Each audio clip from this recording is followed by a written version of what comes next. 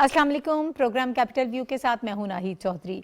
नाज़रीन, प्रोग्राम में हम बात करेंगे सबसे पहले सऊदी अरब में जो फ्यूचर इन्वेस्टमेंट इनिशिएटिव कॉन्फ्रेंस जो है उसका आगाज़ हो चुका है। वज़ीर आज़म शहबाज शरीफ साहब जो हैं अपनी डेलीगेशन के साथ इस कॉन्फ्रेंस में मौजूद हैं। अभी कुछ देर पहले जो है उन्होंने स्पीच भी की है। इस कॉन्फ्रेंस के हवाले से थोड़ी सी पहले बात कर लेते हैं। इसमें 6000 अफराद जो हैं इसमें शरीक हैं और कॉन्फ्रेंस का जो नया एडिशन इंसानियत में सरमायाकारी, एक नए वर्ल्ड ऑर्डर का निफाज के थीम के तहत जो है इसका इनेकाद किया जा रहा है रियाज में। और कॉन्फ्रेंस के 3 दिनों के दरमियान आलमी मईशत के मुस्तकबिल को तश्कील देने के लिए इस वक्त जो इंतहाई अहम मसाइल पूरी दुनिया को दरपेश हैं उसके हवाले से इस पर डिस्कशन हो रही है, बात हो रही है। जो इस वक्त हम ऑल ओवर द वर्ल्ड जो रिसेशन देख रहे हैं, जो एनर्जी क्राइसिस देख रहे हैं, इस वक्त पूरी दुनिया ही उसका शिकार हो रही है। तो वो सब चीज़ें जो हैं इसमें एड्रेस करने की कोशिश की जा रही है। क्लाइमेट चेंज के हवाले से भी बात हो रही है। आज जब वज़ीर आज़म साहब ने अपनी स्पीच की है तो उसमें भी उन्होंने क्लाइमेट चेंज के हवाले से ख़ास तौर पर बात की है। फिर सैलाब की तबाह के हवाले से उन्होंने वहाँ पर लोगों को बताया कि किस तरह से पाकिस्तान इससे मुतासिर हो रहा है। ये सब चीज़ें उनकी स्पीच का हिस्सा रही हैं। इसको हम डिस्कस करेंगे। इस वक्त मेरे साथ मौजूद हैं स्टूडियोज़ में रशीद साफ़ी साहब, मारूफ तजियाकार हैं, सीनियर सहाफ़ी हैं। बहुत शुक्रिया साफ़ी साहब आपका हमें ज्वाइन करने के लिए। और मेरे बाईं तरफ मौजूद हैं हुमायूं खान साहब। हुमायूं खान साहब भी सीनियर तजियाकार हैं, आपका भी बहुत शुक्रिया हुमायूं साहब। और इसके अलावा हमें उमर खान शेरज़ई साहब जो हैं वो ज्वाइन कर रहे हैं, साबिक सफ़ीर हैं और सऊदीया में काफ़ी अरसा भी इन्होंने गुजारा है। मैं चाहती हूँ कि आप दोनों हज़रात की इजाज़त से उनसे आगाज़ कर लेते हैं। उमर खान साहब सर, बहुत शुक्रिया आपका हमें प्रोग्राम में वक्त देने के लिए।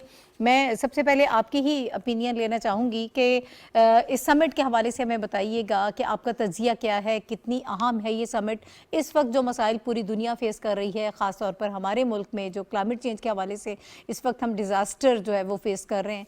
तो इन सारी चीज़ों को देखते हुए इस समिट को आप कितना अहम देख रहे हैं? हमारे लिए जो है इसमें क्या है, क्या तवक्कुआत हमें होनी चाहिए? बिस्मिल्लाहिर्रहमानिर्रहीम। सबसे पहले तो मैं आपका शुक्रिया अदा करता हूँ कि आप अपने प्रोग्राम में इनवाइट किया है। ये समिट बहुत ही इम्पोर्टेंट है।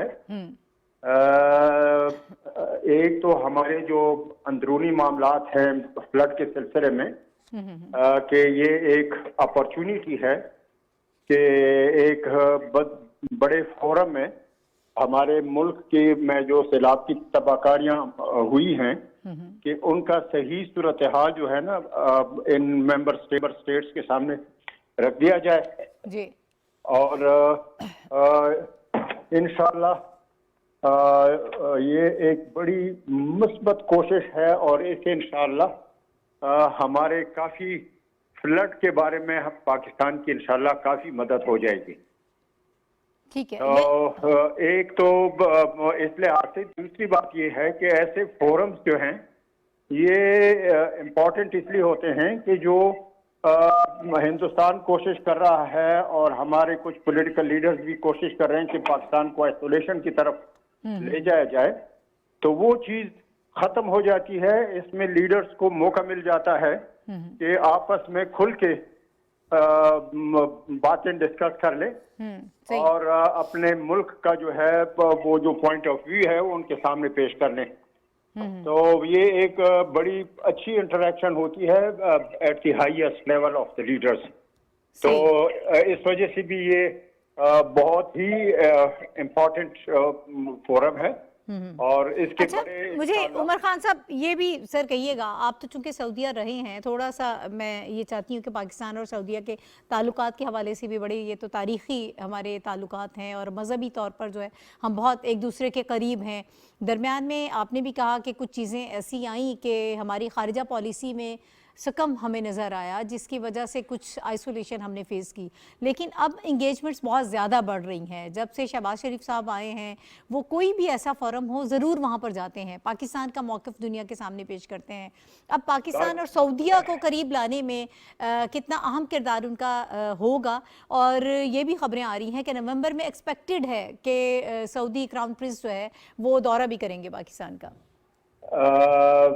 बिल्कुल, मैं आपसे मुकम्मल इत्तेफाक करता हूँ। ये इस फोरम से जो जैसे मैंने पहले इशारतन कहा जी कि हमारे कुछ पिछले हुक्मरानों की वजह से ये मुल्क बिल्कुल तन्हाई की तरफ चला गया था। आपको याद है कि हमारे सऊदी अरब के साथ भी ताल्लुकात خراب ہو گئے تھے، ہماری یو کے ساتھ بھی تعلقات خراب ہو گئے تھے، ہمارے امریکہ کے ساتھ بھی، یورپ کے ساتھ بھی، دنیا کا کوئی ملک ایسا نہیں تھا جس کے ساتھ ہمارے تعلقات خراب نہیں ہو گئے تھے. تو یہ فورم ان چیزوں کو ایک قسم کا گیٹ ٹوگیدر لاتے ہیں تاکہ یہ جو غلط فہمیاں ہوتی ہیں وہ دور کیا جائے. اور سعودی عرب کے اور پاکستان کے، میں چونکہ خود سعودی عرب میں تقریباً کوئی 12 سال رہا ہوں، تو سعودی عرب کی leadership right from day one آج تک پاکستان کو سپورٹ کرتے رہے ہیں، اور پاکستان کو وہ دل سے چاہتے ہیں. جہاں کہیں بھی ان کا کوئی خاص معاملہ ہوتا ہے وہ پہلی نظر ان کی پاکستان پہ پڑتی ہے. بالکل بالکل صحیح. اور ہر مشکل کی گھڑی میں آپ کو بھی یاد ہے کہ انہوں نے پاکستان کی بھرپور مدد کی ہے. تو جس طرح ہم نے ایٹامک بلاسٹ کیے تو ہم پر سینکشن لگے، لیکن ایک ملک سعودی عرب ایسا تھا جس نے ہمیں وہ انٹرنیشنل سینکشنز کا احساس ہی نہیں ہونے دیا، اتنی پاکستان کی مدد کی. تو ابھی بھی جو شہباز شریف ہے، جیسے آپ نے کہا کہ ماشاءاللہ یہ بڑا پرو ایکٹیو رول پلے کرتے ہیں انٹرنیشنل افیئرز میں، اور ساتھ ان کی ٹیم جو ہے بلاول بھٹو وہ بھی ماشاءاللہ بہت فعال کردار ادا کر رہا ہے. اور اسی طرح ہماری جو منسٹر آف اسٹیٹ ہے، یہ تینوں کا ایک بہت اچھا جوڑا اللہ پاک نے بنا دیا ہے. تو سعودی عرب یہ شہباز شریف کے اس دورے سے آپ دیکھیں گے انشاءاللہ کہ بہت بڑی پاکستان میں انویسٹمنٹ آئے گی. ٹھیک. اور لوگ ان جو شریف خاندان ہے ان کی کریڈیبلٹی کو بھی جانتے ہیں اور ان کو ٹرسٹ بھی کرتے ہیں. اور اسی طرح پیپلز پارٹی کے ساتھ بھی جو بھی گورنمنٹوں کے ایگریمنٹ ہو گئے ہیں وہ انہوں نے ہمیشہ آنر کی ہیں. تو اس وجہ سے یہ ایک انتہائی وہ تھا. اور Shahbaz Sharif knows how to act in such a situation. تو ماشاءاللہ وہ یہ بہت ہی بڑی کامیابی ہے پاکستان. ٹھیک ہے، بہت شکریہ. عمر خان شہرزئی صاحب ہمارے ساتھ موجود تھے، فورکاسٹر. اسی بات کو ہم مزید آگے بھی بڑھائیں گے، لیکن ایک بریک مجھے لینا ہے. ہمارے ساتھ رہیے گا.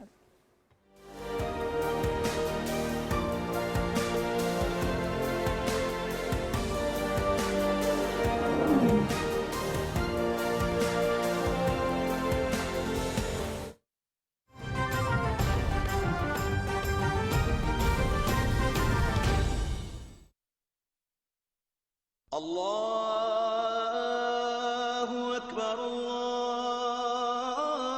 اللہ اکبر اللہ اکبر اللہ اکبر اشہد ان لا الہ الا اللہ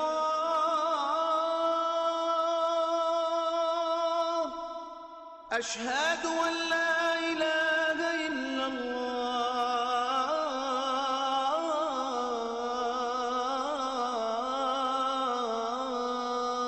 الله أشهد أن محمدا رسول الله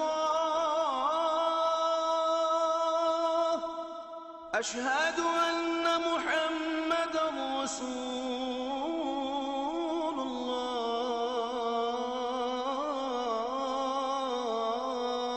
الله حي على الصلاة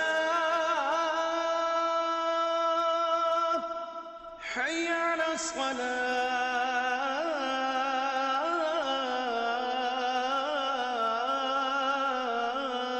الصلاة حي على الفلاح حي على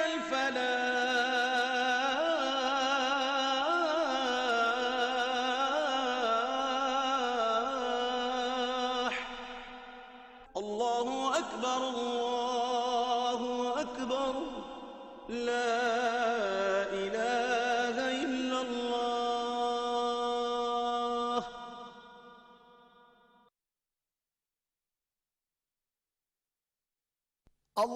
اللهم صل على محمد وعلى آل محمد كما صليت على إبراهيم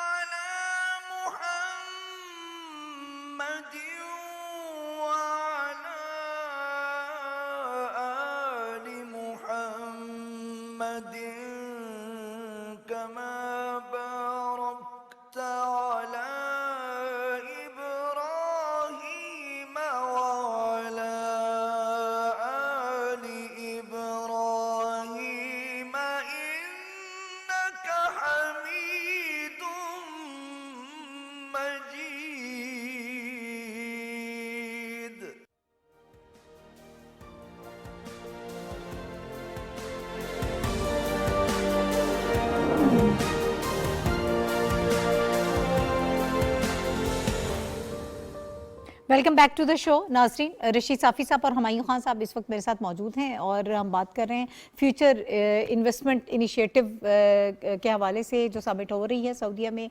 वज़ीर-ए-आज़म साहब वहाँ पर मौजूद हैं। अभी कुछ देर पहले उन्होंने अपनी तकरीर भी की। साफ़ी साहब बड़ी अहम चीज़ें जो हैं, बड़े अहम निकात जो हैं वो उन्होंने उठाए हैं। क्लाइमेट चेंज से अगर हम थोड़ा सा आगाज़ कर लें, वैसे उन्होंने एनर्जी क्राइसिस के हवाले से भी बात की है, यूथ को भी उन्होंने इसमें एड्रेस किया है, फिर ख़वातीन को बाइख्तियार बनाने के हवाले से भी बात की है। बहुत सारी चीज़ें जो इसमें डिस्कस हुई हैं। अगर हम आगाज़ क्लाइमेट चेंज से कर लें तो, और ओवरऑल सिग्निफिकेंस ज़रा थोड़ी सी वाज़ेह कर दीजिएगा। जी बिल्कुल, इस समिट का जो थीम है वो इंसानियत ही पे इन्वेस्टमेंट, यानी इंसानियत की फलाह बहबूद के लिए पहली दफ़ा हम देख रहे हैं हालिया दिनों में कि बैनुल-अक़वामी सतह पे कि जिस तरह आप बता रही थी कि हज़ारों मंदूबीन इसमें शरीक है 6000 और अफराद, जी बिल्कुल 6000 मंदूबीन है और सैकड़ों ममालिक के वहाँ पे या सरबराहान ममलिकत है या उनके नुमाइंदे वहाँ पे शरीक है। तो यकीनी तौर पर ये एक बहुत बड़ी एक्टिविटी है, ना सिर्फ मिडिल ईस्ट के हवाले से बल्कि दुनिया के सतह पे सऊदी अरब जो है इस वक्त दुनिया में एक अहम मुल्क इस लिहाज से भी मज़ीद बन चुका है कि रूस और यूक्रेन लड़ाई के बाद जो है ओपेक ममालिक में आप जानती हैं कि सऊदी अरब का सबसे बड़ा हिस्सा है और इस वक्त दुनिया को एनर्जी की ज़रूरत है, तेल की ज़रूरत है, पेट्रोलियम की ज़रूरत है और ये तमाम चीज़ें सऊदी अरब की जो है उनका एक बुनियादी किरदार होता है, उनकी मरहूनी मिन्नत है। तो ऐसे में इस समिट का इनेकाद, फिर इस समिट का जो थीम है वो इंसानियत की फलाह व बहबूद पर रखना और फिर उसमें वज़ीर-ए-आज़म साहब का खिताब और वज़ीर-ए-आज़म साहब के खिताब में क्लाइमेट चेंज के मसले को एक दफ़ा फिर मौसर अंदाज से उजागर करना, ये इंतहाई अच्छे और बरवक्त ज़रूरत थी कि इन मामलात को इस किस्म के फ़ोरम पे उजागर किया जाए। आप जानती है कि शंघाई ताउन कॉन्फ्रेंस हो, UNGA हो, वज़ीर-ए-आज़म साहब काज़ाकिस्तान जब जाते हैं या इस किस्म की जहाँ पे भी उनको इंटरनेशनल फोरम्स पे बात करने का मौका मिलता है तो वो पाकिस्तान के सैलाब ज़दगान से शुरू करते हैं और फिर बात लेके जाते हैं क्लाइमेट चेंज के इंतहाई बर्निंग इशू की तरफ। तो आज भी आपने बिल्कुल इसको सही तरीके से पॉइंट आउट किया है कि वज़ीर-ए-आज़म साहब ने एक मरतबा फिर क्लाइमेट चेंज के मसले को इस अहम फोरम पे उठाया है और अभी तक वहाँ से आमदा इतलात के मुताबिक मंदूबीन ने भी इस मसले को हसास भी जाना है और पाकिस्तान के मौक़िफ़ की तायीद भी हो रही है वहाँ पे। तो एक बड़ी अचीवमेंट है पाकिस्तान के हवाले से और क्लाइमेट चेंज के हवाले से पाकिस्तान बार बार जो है वो कुछ और नहीं चाह रहा है। इस वक्त सैलाब ज़दगान के मसले अपनी जगहों पे है, आप मौजूद है। इस वक्त मौसम की तब्दीली के बाद लोगों की ज़रूरतों में भी तब्दीलियाँ आ रही है। सर्द मौसम के जो सर्दियों के जो अपने मसाइल है वो शुरू हो चुके हैं, लेकिन जो पाकिस्तान चाह रहा है दुनिया से और दुनिया को जो बार बार एक पैगाम पहुँचाने की कोशिश की जा रही है कि पाकिस्तान इस वक्त क्लाइमेट जस्टिस चाहता है, माहौलियाती इंसाफ का पाकिस्तान की तरफ से तकाजा है। ये एक अच्छा फोरम है। उम्मीद है आज पहला दिन है, वज़ीर-ए-आज़म साहब ने पहले ही सेशन में जो क्लाइमेट चेंज के मसले को उजागर किया है। तो अब देखना ये है कि इस समिट में मौजूद जो बाकी ताकतवर ममालिक है जिनका क्लाइमेट चेंज की ख़राबी में एक किरदार भी बहुत ज़्यादा है, उनका क्या रिस्पांस आता है। लेकिन हम तवक्को यही कर रहे हैं कि पाकिस्तान की मौक़िफ़ की तायीद होगी। ठीक है। अच्छा, हुमायूं साहब, उन्होंने बड़ा डिटेल में बताया है कि पाकिस्तान में सैलाब से 3 करोड़ 30 लाख लोग मुतासिर हुए हैं, 1700 से ज़ायद लोग इसमें जाँ बहक हो गए हैं, इंफ्रास्ट्रक्चर तबाह हो गया है, बहुत सारा जो है वो इस वक्त डिस्टर्बेंस हमें देखने में आ रही है। लेकिन कार्बन के अखराज में जो हमारा हिस्सा है वो बहुत कम है, 1% से भी कम है। फिर इसको रिलेट किया है उन्होंने सोलर एनर्जी से कि एक तो क्लाइमेट चेंज के लिए हमें काम करने की ज़रूरत है, एक वाज़े जामे हिकमत अमली बनानी चाहिए तमाम ममालिक को मिलकर, और फिर वो जो इस वक्त क्राइसिस जो अब आगे हमें जो दरपेश है एनर्जी का, उसके हवाले से उन्होंने कहा कि पाकिस्तान जो है वो सोलर एनर्जी की तरफ जा रहा है। हमारे बहुत सारे प्रोजेक्ट्स जो हैं जिसका हम आगाज़ कर रहे हैं, लोगों को भी हम इसकी तरफ लेकर आ रहे हैं, प्राइवेट सेक्टर को भी इनिशिएटिव्स दे रहे हैं ताकि इसमें बेहतरी आ सके। जी, ये आप इसको 2-3 तरीक़ों से इस ट्रिप को हमें देखना चाहिए। जो इसका जो पहला लिंक है वो जो आपने अपनी भी उसमें इंट्रोडक्शन में भी कहा, रशीद साफ़ी साहब ने भी कहा कि पाकिस्तान चूँकि क्लाइमेट कैटास्ट्रफी के अंदर था, ہمارا کاربن کا جو فٹ پرنٹ ہے وہ سب سے کم ہے، اور پھر ہمیں جو نقصان ہوا ہے اس دفعہ وہ انپریسیڈنٹڈ، ان امیجنیبل، جس طرح UN کے سیکرٹری جنرل نے کہا. اس سینس میں پرائم منسٹر کا ٹرپ کرنا بہت اہمیت کا حامل ہے، اور پھر وہاں جا کے اپنی جو مسائل ہیں ان کو ہائی لائٹ کرنا، کیونکہ ابھی 6 نومبر کو شرم الشیخ میں COP27 کا بھی ہونا ہے، جس میں ہم اس کو چیئر بھی بالکل کر رہے بالکل ہیں. ہاں. تو یہ ایک اسی کا تسلسل ہے، اس سینس میں یہ بڑی اہمیت کا حامل تھا. دوسرا یہ ہے کہ اس کو ایک بائیلیٹرل ٹرپ کے طور پہ بھی دیکھیں. ابھی جب اس فیوچر انویسٹمنٹ فورم سے ہٹیں گے تو محمد بن سلمان جو کراؤن پرنس اور اب وہ پرائم منسٹر بھی ڈیزگنیٹ ہو گئے ہیں، تو ان کی انویٹیشن پہ گئے ہیں. تو ان کے جس طرح بھی امبیسڈر صاحب نے کہا، پاکستان اور سعودی عربیہ کے بہت دیرینہ تعلقات ہیں، دفاعی اس میں لے لیں، اکانومی میں لے لیں، ٹریڈ میں لے لیں، ریلیجس ٹورزم میں لے لیں، تمام چیزوں میں. تو اس میں ہمارا تقریباً 1.06 ملین کے قریب جو ہمارے skilled, semi skilled, unskilled labour ہے وہاں پہ، جو کہ ایک بہت بڑا ذریعہ ہے جو ہمیں پیسے دیتی ہے جب ان کے ریمیٹنس آتے ہیں، اس میں کرنا. پھر سعودی عربیہ کی پاکستان میں کچھ انویسٹمنٹس تھیں جس کا انہوں نے ہم سے کچھ عرصہ پہلے وعدہ کیا تھا، جو کہ سلو ہو گئی تھی. امبیسڈر صاحب نے اس کی طرف اشارہ کیا، بغیر اس کی طرف جائے ہوئے میں صرف یہ کہوں گا کہ یہ ایک آئل ریفائنری کا جو ہے وہ وعدہ ہے، $12 بلین کی انویسٹمنٹ ہے. اس کے علاوہ سننے میں آ رہا ہے کہ شاید وہ اس پہ جلدی ریوائیو، اس پہ گفتگو ہوگی. پیٹروکیمیکل پوری سٹی کا جو ہے وہ سعودی عربیہ کی طرف سے اور UAE کی طرف سے بھی تھا، گوادر میں جو ہونی ہے. تو میرا خیال ہے ایک یہ اس کا اسپیکٹ ہے، اور تیسرا اسپیکٹ اس کا یہ ہے کہ پرائم منسٹر اس وقت دیکھ رہے ہیں، اور اپنی ٹیم کے ساتھ، جس میں فارن منسٹر ہیں، منسٹر آف اسٹیٹ ہیں، اکانومی کے منسٹر ہیں، فائنانس. پاکستان کو اکنامکلی بہت سپورٹ چاہیے دنیا کے باہر کے ممالک، اسپیشلی جو آپ کے بردرلی کنٹریز ہیں. سعودی عربیہ ہمیشہ سے سر فہرست رہا، جب ہمیں کوئی ضرورت پڑی وہ ہمارے آڑے کام ہاتھوں جو ہمارے وہ حالات تھے، مشکل حالات میں ہمارے ساتھ رہا ہے. بالکل. اب بھی میرا خیال ہے یہ جو ٹرپ ہے یہ IMF کے اس کے بعد، اور اس کے بعد پھر جو ہماری اکنامک کرائسس جو پچھلے 4-6 مہینوں سے جو ہے بہت زیادہ ہو گیا تھا، اس میں ایک بہت بڑی پیش رفت لائے گا کہ انویسٹمنٹ سعودی عربیہ کی، اور نہ صرف سعودی عربیہ کی بلکہ اور بہت سارے ممالک، جس میں پاکستان نے اپنے کلائمیٹ جسٹس کا ذکر کرتے ہوئے بتانا ہے کہ آپ کی ڈیولپنگ کنٹری 6,500-7 ہزار کے قریب جو لوگ ہیں، 500 کے قریب سپیکرز ہیں، انٹرنیشنل آرگنائزیشنز ہیں، ان سب نے جو ہے وہاں آ کے پاکستان کی اس ایشو کو بھی دیکھنا ہے اور اس پہ ایڈریس کرنا ہے کہ کلائمیٹ جسٹس کیسے ہو سکتا ہے کہ ایک ملک جس نے کچھ نہ کیا اور لیس دین 0.8%. اس میں تو انڈورسمنٹ ہی ہے نا کہ جو آپ کا موقف ہے، obviously آپ باقی لوگوں کے سامنے جب اس کو کھل کر بیان کرتے ہیں، پھر آپ جسٹس کی بات کرتے ہیں، تو پھر وہ کوئی امداد وغیرہ کی بات نہیں ہوتی ہے، پھر وہ یہ ہوتی ہے کمپنسیٹ کریں، آپ کمپنسیشن کی طرف جائیں. اچھا صافی صاحب، میں آپ کی طرف واپس آؤں گی، کچھ تھوڑا سا اکانومی کے حوالے سے بھی ہم بات کریں گے کہ ورلڈ وائڈ جو اس وقت ہم دیکھ رہے ہیں ریسیشن، اس پر کیا ہو سکتا ہے. صافی صاحب ذرا پاکستان اور سعودیہ کے تعلقات کے حوالے سے میں چاہتی ہوں کہ تھوڑا سا آپ کا پوائنٹ آف ویو اس میں شامل کریں. ابھی ایکسپیکٹڈ ہے، خبریں بھی آ رہی ہیں کہ محمد بن سلمان جو ہیں وہ نومبر میں شاید پاکستان کا وزٹ بھی کریں گے. یہ ایک بڑی اچھی خبر ہے پاکستان کے لیے، اور خاص طور پر اس وقت جو سینیریو پاکستان میں ہم دیکھ رہے ہیں، اور اس وقت ہماری خارجہ پالیسی کی وجہ سے بڑی تبدیلی آ رہی ہے، آئسولیشن سے پاکستان باہر نکل رہا ہے، ان کا وزٹ کتنا امپورٹنٹ ہوگا؟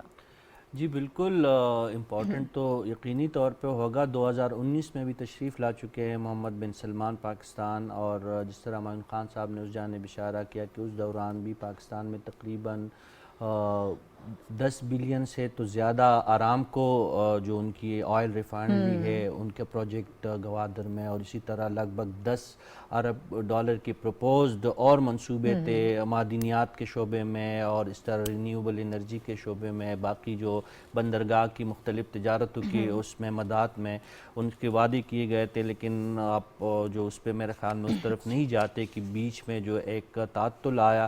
اب یہ بات تو ایک بالکل واضح ہے کہ ایک تو پاکستان اور سعودی عرب کے تعلقات اتنے ہی پرانے ہیں جتنا پاکستان کی جتنی عمر ہے.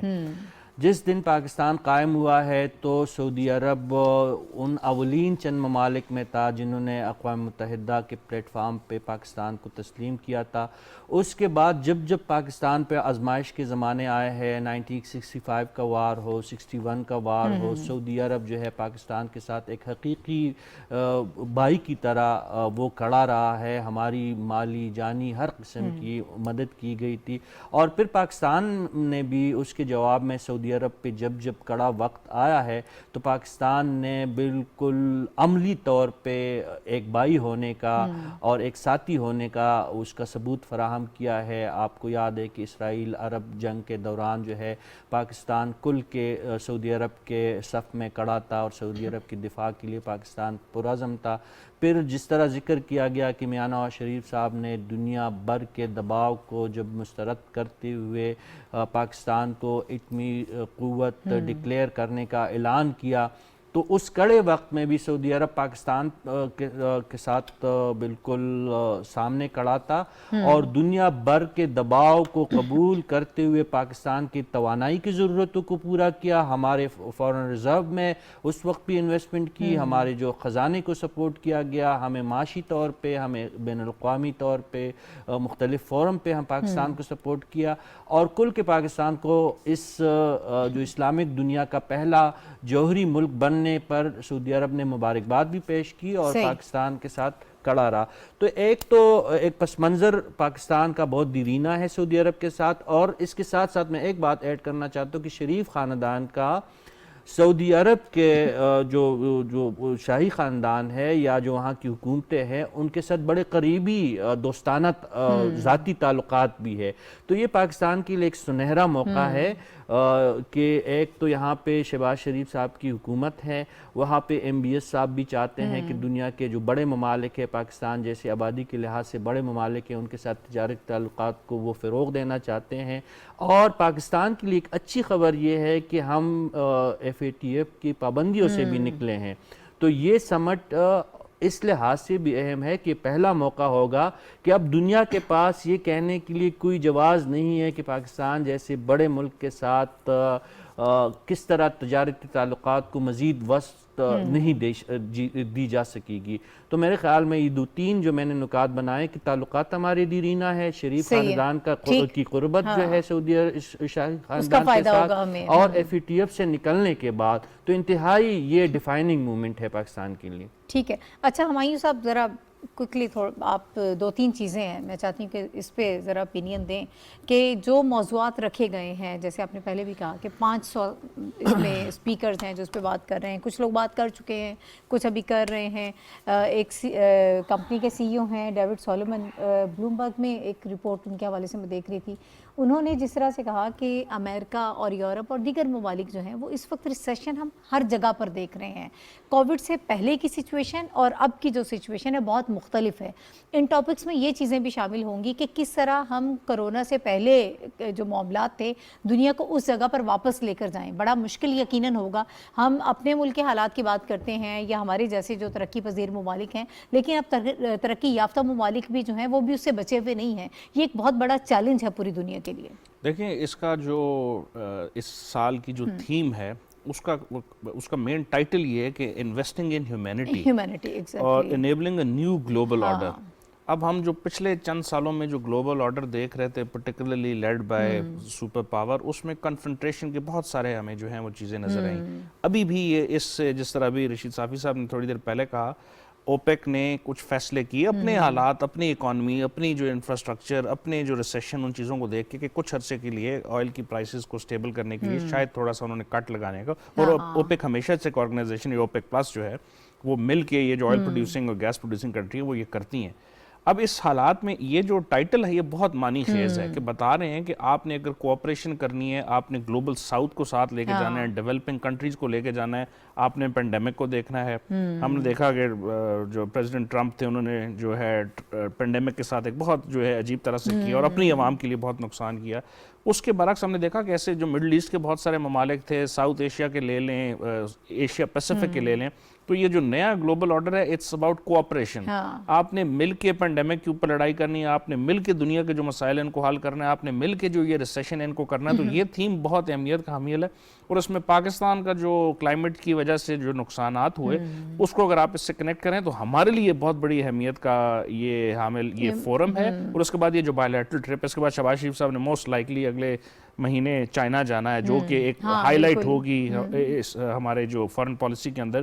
تو یہ ساری چیزوں کو اگر آپ ملائیں, belt and road initiative, CPEC, Asia Pacific. تو یہ جو نیو گلوبل آرڈر ہے جس میں ہیومینٹی یا ہیومن سیکیورٹی کا جو عنصر ہے، میرا خیال ہے ایک نئی ریئلائزیشن آ گئی ہے پرٹیکولرلی پوسٹ کووڈ، کہ اگر ملک مل کے ایک دوسرے کے لیے ہیلپ نہیں کریں گے تو کوئی بھی جو ہے اکیلا کسی بھی نہ صرف نیچرل کلیمٹی بلکہ مین میڈ کلیمٹیز کا بھی سامنا نہیں کر پائے گا. صحیح. اور یہ جو اس وقت ہم دیکھ رہے ہیں جو ڈیزاسٹر، اس میں تو فوڈ سیکیورٹی بھی آگے جو ہے یہ ایک بہت بڑا چیلنج ہمارے لیے بننے والا ہے. تو ان ساری چیزوں کو obviously مل کے ہی ہوگا کرنا. اب ویسے بھی ہم نے دیکھا کہ یو کے میں کچھ ہی عرصے میں تیسرا وزیر اعظم وہاں پر آ گئے اور اکنامک جو کرائسس ہے وہ بڑھتا جا رہا ہے.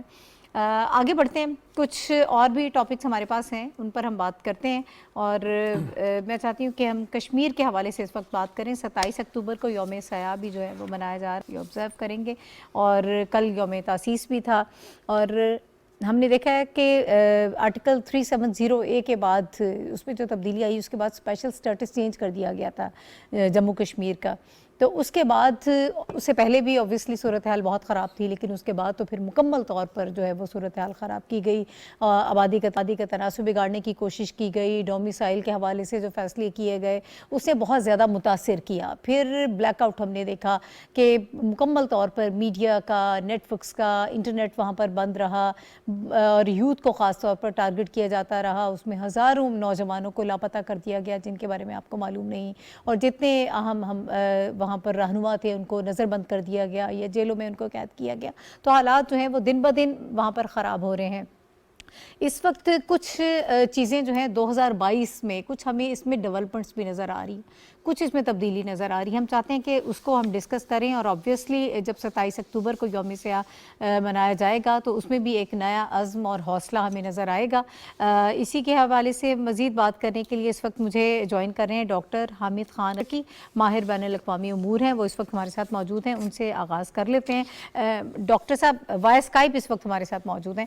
ڈاکٹر صاحب میں 27 اکتوبر کے حوالے سے بات کرنا چاہ رہی ہوں اور اوور آل کشمیر کے سٹیٹس کے حوالے سے بات کرنا چاہ رہی ہوں کہ اس وقت 2022 کو اگر دیکھ لیں، اس پورے سال کو، اس میں کیا ڈیولپمنٹس آپ کو دیکھنے میں ملی ہیں؟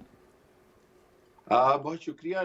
بات یہ ہے کہ یہ جو 370A اور 35A کے ختم کرنے کی بات ہے، اور اس کی وجہ سے کشمیریوں پر جو مزید مظالم ڈھائے جا رہے ہیں وہ ساری دنیا کے سامنے ہے. اور جو سب سے اہم بات یہ ہے کہ وہاں پر ڈی لیمیٹیشن کے نام پر جو حلقہ بندیاں ابھی اس سال میں کی گئیں، جس کے نتیجے میں کشمیر کی جو لیجسلیٹو اسمبلی ہے، نام نہاد اسمبلی، اس کی سیٹیں بھی کم کی گئیں، تاکہ انڈیا ہر وہ حربہ آزما رہا ہے جس کے تحت مسلمانوں کی اکثریت ختم کی جائے. صحیح، ٹھیک ہے. میں کوئی ٹیکنیکل ایشو ہے اسی بات کو لے کر صافی صاحب آپ کی طرف آؤں گی، آپ اس کو رسپونڈ کر دیجیے گا. جی بالکل ناہید، آپ نے جو حالیہ ڈیولپمنٹ کی ہے بین الاقوامی سطح پہ مسئلہ کشمیر کے حوالے سے، تو یقینی طور پر یہ مسلمانوں اور پاکستان کی نقطہ نگاہ سے ایک اچھی پیش رفت ہے.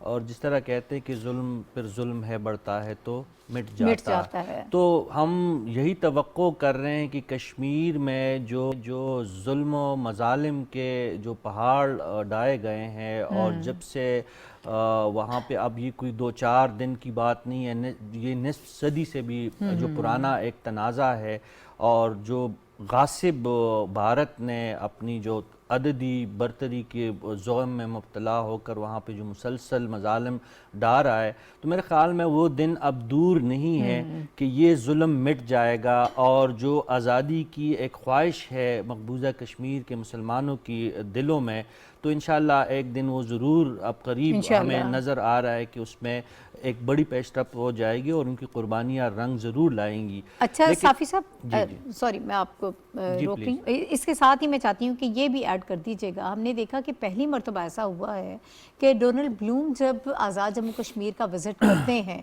تو اس کے بعد انہوں نے پہلی مرتبہ، پہلے تو پاکستان کے زیر انتظام کشمیر لکھا جاتا تھا، AJK کا لفظ استعمال کیا ہے، آزاد جموں کشمیر. اس پر بہت تکلیف بھی ہے انڈیا میں، بہت واویلا بھی مچایا جا رہا ہے. اس پیش رفت کو کیسے دیکھتے ہیں آپ؟ بالکل آپ امریکی سفیر ڈونلڈ بلوم کا تذکرہ کر رہی ہے. دیکھیں پاکستان کا تو شروع دن سے یہی موقف ہے کہ چلے پاکستان کے موقف کو اگر آپ باعث سمجھتے ہیں یا مقبوضہ کشمیر کے ساتھ جو ہماری ایک دلی ہمدردی ہے, ایک دلی بھائی چارہ ہے, جو لگاؤ ہے, اگر اس کو دنیا شک کی نگاہ سے دیکھتی ہے تو ہمارا نہ مانے. اقوام متحدہ کے جو قرارداد ہے, قراردادیں موجود ہے, اس کو فالو کیا جائے. پاکستان اس پہ بھی تصفیہ کشمیر کے لیے تیار ہے, لیکن دنیا آج تک اس سے گریزاتا. اسپیشلی آج کے زمانے میں جب حالیہ دنوں میں امریکی سفیر مقبوضہ جو آزاد کشمیر کے جو مختلف علاقوں پہ گئے اور وہاں پہ آزاد کشمیر کو آزاد کشمیر تسلیم کرنا, یہ پاکستان کی خارجہ پالیسی کی ایک فتح تو ہے,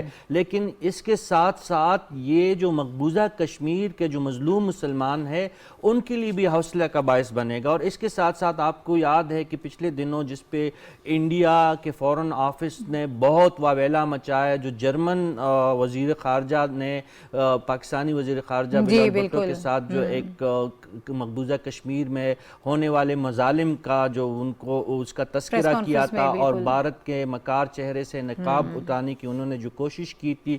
تو یہ دو بڑے واقعات ایسے ہیں کہ ایک امریکہ کا پاکستان کے موقف کے مقبوضہ کشمیر کے مسئلے کے حوالے سے ایک لچک دکھانا, وہاں پہ اپنے سفیر کو بھجوانا. یہ کوئی حادثاتی واقعہ نہیں تھا کہ سفیر اچانک ان کو خیال آیا کہ وہ مظفر آباد گئے اور پھر اچانک ان کے پریس ریلیز میں انہوں نے آزاد جموں کشمیر کا لفظ استعمال کیا. یہ انٹینشنل واقعات ہوتے ہیں, یہ سفارتی بڑے اقدامات ہوتے ہیں, اور ایسا بھی نہیں ہے کہ جرمن وزیر خارجہ جو انتہائی سینئر پولیٹیشین ہے, ایک موقع پہ وہ جرمن چانسلر کی امیدوار تھی, اور آنے والے دنوں میں بھی ان کے بارے میں یہی خیال ہے کہ شاید وہ آنے والے دنوں میں جرمن قوم کی قیادت بھی کرے. تو ان کے منہ سے آزاد کشمیر کے مظلوم مسلمانوں کا جو ایک نوحہ پڑھنا, یہ کوئی واقعاتی یا حادثاتی معاملات نہیں تھے, بلکہ ایک پاکستان کی جو مقبوضہ کشمیر کے حوالے سے ایک مؤثر سفارتکاری ہے, اس کے نتائج ہے.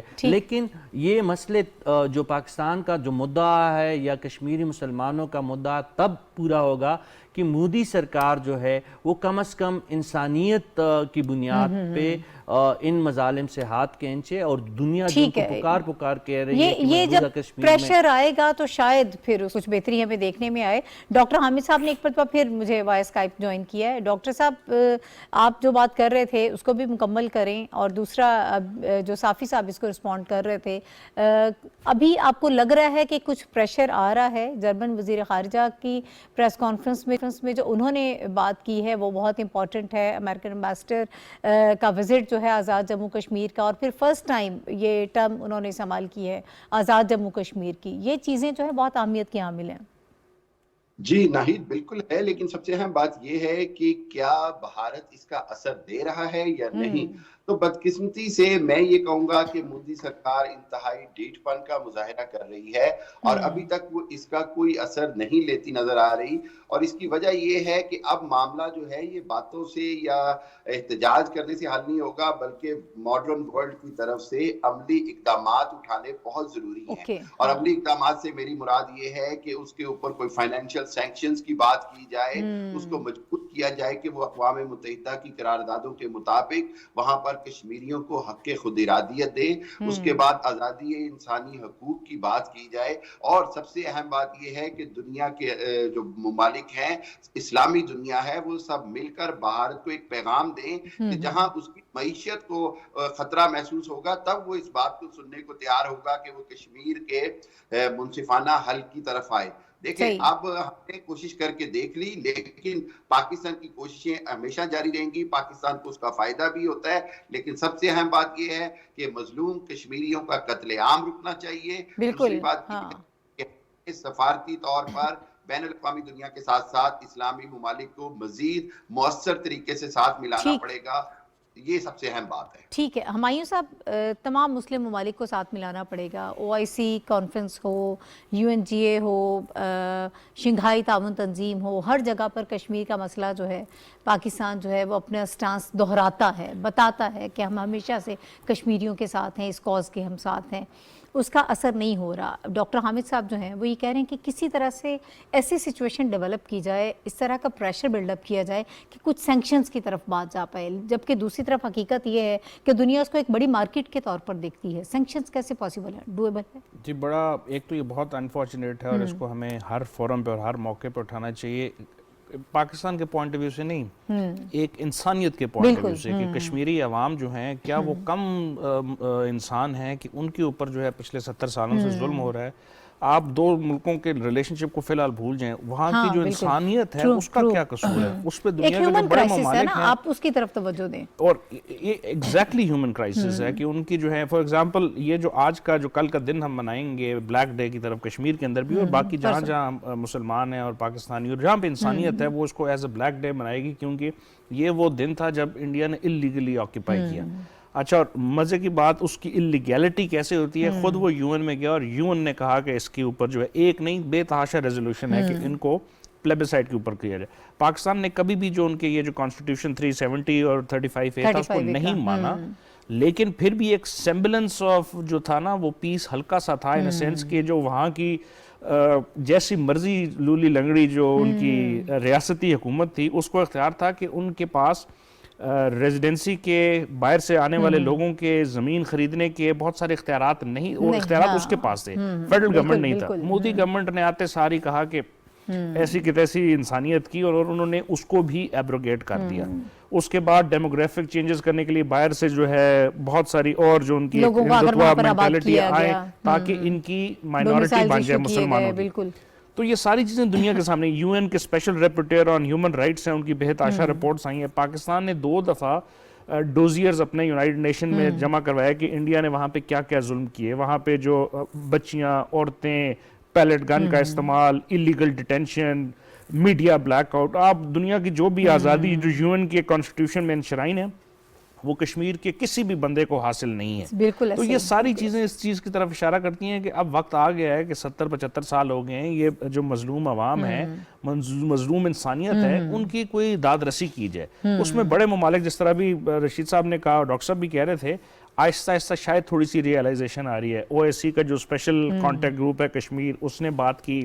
اس کے علاوہ جرمن کی فارن منسٹر جو تھیں انہوں نے کہا کہ یو این کو جو ہے اپنا ایک فعال رول کردار کرنا ہوگا.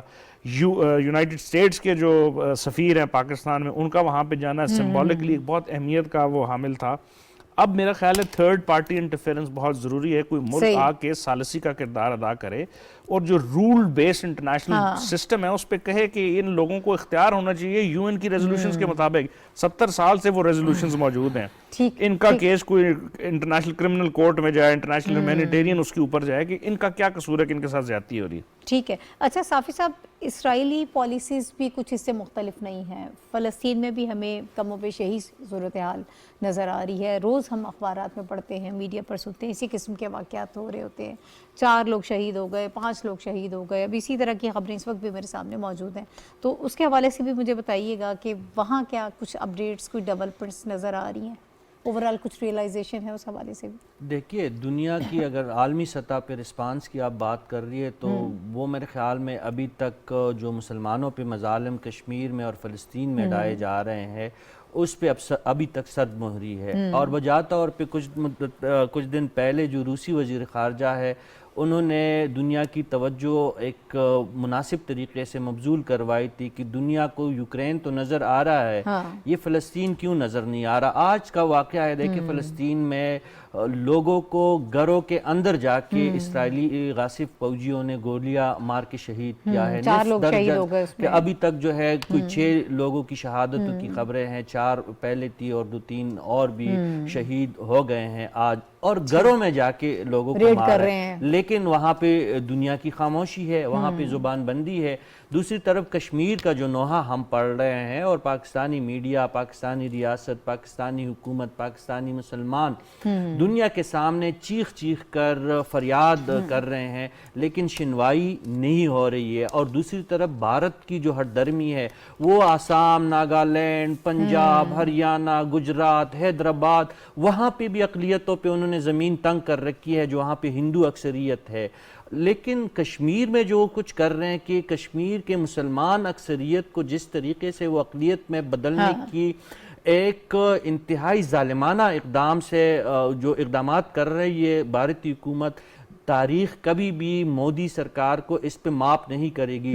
مسلمانوں کی نسل کشی کی جا رہی ہے، وہاں پہ ہندو پنڈتوں کا مسئلہ ہو، وہاں پہ مسلمانوں کی ڈومیسائل کی کمی کا مسئلہ ہو، وہاں میں نوکریوں میں جو کوٹے کے جو مسائل ہے، وہاں پہ تعلیمی اداروں میں جو مسلمان طالب علموں کے ساتھ جو ظلم زیادتی ہے، وہاں کے بازاروں میں، وہاں کے سرکاری دفتروں میں جس طریقے سے مسلمانوں کی تذلیل کی جاتی ہے، جس طریقے سے شہادتیں کروائی جاتی ہے وہاں پہ، یہ انتہائی مکروہ اور انتہائی خوفناک چہرہ ہے بھارتی جمہوریت کا. میرے خیال میں یہ کم از کم میں تو بھارت کے اس جمہوری نظام کو بھی اس سے بھی انکاری ہو چکا ہوں جو کشمیر میں انہوں نے جو مظالم کیے ہیں.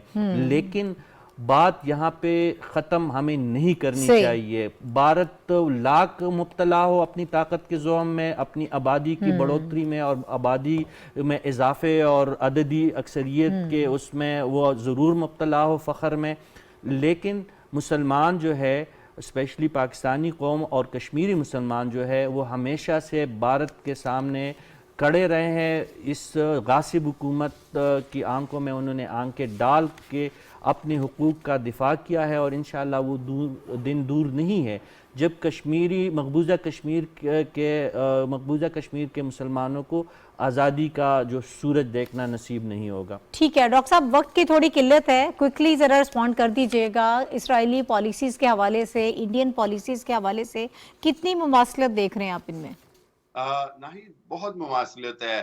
جب ڈیموگرافک چینج کی بات کی جاتی ہے یا دوسرے شہروں سے لا کر آبادیاں بسانے کی بات کی جاتی ہے یا شہریوں کے بنیادی حقوق سلب کرنے کی بات کی جاتی ہے، کم عمر نو عمر بچوں کو شہید کرنے کی بات کی جاتی ہے، عورتوں کے اوپر ظلم اور گھروں کو جلانے کی یا تباہی کاروبار تباہ کرنے کی بات کی جاتی ہے، تو یہ سب کچھ ہم نے فلسطین میں بھی دیکھا ہے اور کشمیر میں بھی دیکھا ہے. بات اتنی سی ہے کہ یورپ اور ویسٹرن ورلڈ کا جو دوہرا معیار ہے جو یوکرائن اور رشیا کی وار کے حوالے سے ہے، وہی ساری دنیا کو اب دکھانے کی ضرورت ہے کہ فلسطین اور کشمیر کے عوام بھی انسان ہے اور ان کے تمام انسانی حقوق ہیں، اور وہ اپنی آزادی کی جنگ لڑیں گے اور یورپ اور ویسٹرن ورلڈ کو ان کا ساتھ دینا ہوگا، نہیں تو وہ بھی اتنے ہی مجرم گردانے جائیں گے. ٹھیک ہے ہمایوں صاحب، کیا ممکنات ہیں، کیا ہو سکتا ہے؟ دیکھیں، ایک تو جو شاید ہم نے شروع میں بھی اس کے اوپر بات کی، جو کمزوری مجھے لگ رہی ہے وہ ہماری مسلم امہ کی یونانیمس وائس کی کمی ہے، جس کی وجہ سے یہ جو لیجٹمیٹ لیگل ایشوز ہیں اس کو دنیا کی طرف توجہ نہیں. اور پھر چونکہ دنیا مختلف بلاکوں میں بٹی ہوئی ہے، گلوبل پالیٹکس ہے، انٹرنیشنل ریلیشنز میں ریئل پالیٹکس ہے، تو کسی ایک ملک میں جو ہے اس کو کسی طرح اکانومی کا دھوکہ دے کے کسی اور طرح دبا کے اس کی آواز کو جو ہے وہ کم کیا جاتا ہے. لیکن اب یہ 21ویں صدی ہے، گلوبلائز ورلڈ ہے، انٹرنیٹ کا زمانہ ہے، اس میں وہ جو ان کی بربریت ہے، دونوں جو افواج ہیں یا ان کی حکومتیں ہیں، اسرائیل کی اور انڈیا کی، وہ اب چھپنے سے اب اس کا وہ چانسز نہیں رہے. کچھ عرصہ پہلے اب آنا نظر ہوگی.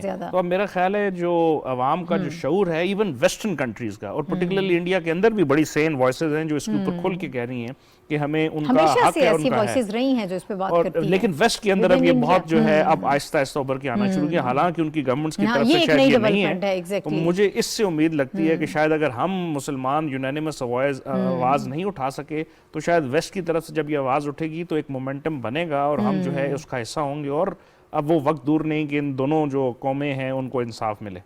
ٹھیک ہے، وقت ختم ہو گیا پروگرام کا. بہت شکریہ رشید صافی صاحب، ہمایوں خان صاحب، ڈاکٹر حامد خان المشرقی صاحب میرے ساتھ موجود تھے. ہم اس وقت پروگرام کے اس حصے میں بات کر رہے تھے اسرائیلی جو پالیسیز ہیں، انڈین پالیسیز ہیں، وہ کس طرح سے امپیکٹ رہی ہیں، کس طرح سے انہوں نے انفلوئنس کیا ہوا ہے ہمارے جو کشمیری بہن بھائی ہیں ان کو. فلسطین کے اندر کس قسم کی صورتحال ہے. یقیناً اب یہ وقت آ گیا ہے کہ ان چیزوں کا تصفیہ ہونا چاہیے، اس پر بات ہونی چاہیے. تمام اسلام اسلامک جو کنٹریز ہیں ان کو مل کر اس کے لیے آواز اٹھانی چاہیے، اور ویسٹرن ورلڈ سے جس طرح سے اب ہمیں کافی تبدیلی نظر آ رہی ہے، اس سال میں 2022 میں کافی ہمیں ڈیولپمنٹس نظر آئی ہیں کہ اس ایشو کو ریکگنائز کیا گیا ہے، اس کو ایکنالج کیا گیا ہے، اس کی انڈرسٹینڈنگ پہلے سے بہتر ہوئی ہے اور اس پر بات ہو رہی ہے، تو یقیناً ہم امید رکھ سکتے ہیں کہ آنے والے سالوں میں، آنے والے کچھ وقت میں بہتری ضرور آئے گی۔ ناہید چودھری کو اجازت دیجیے، کل انشاءاللہ دوبارہ آپ سے ملاقات ہوگی۔ اللہ حافظ۔